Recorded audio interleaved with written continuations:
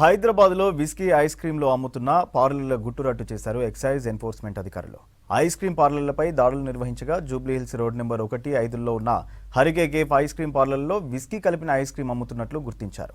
1 KG ice క్రీంలో 60 ml 100 paper whisky కలిపి ఎక్కువ రేట్లకు అమ్ముతున్నట్టు అధికారులు తెలిపారు. ఫేస్బుక్లో యాడ్స్ ఇచ్చి మరీ మార్కెటింగ్ చేస్తున్నట్టు గుర్తించారు అధికారులు. విస్కీ కలిపిన 23 పీసులను 11 కేజీల విస్కీ ఐస్ క్రీంలను స్వాధీనం చేసుకున్నట్టు excise superintendent STF team leader Pradeep Rao తెలిపారు.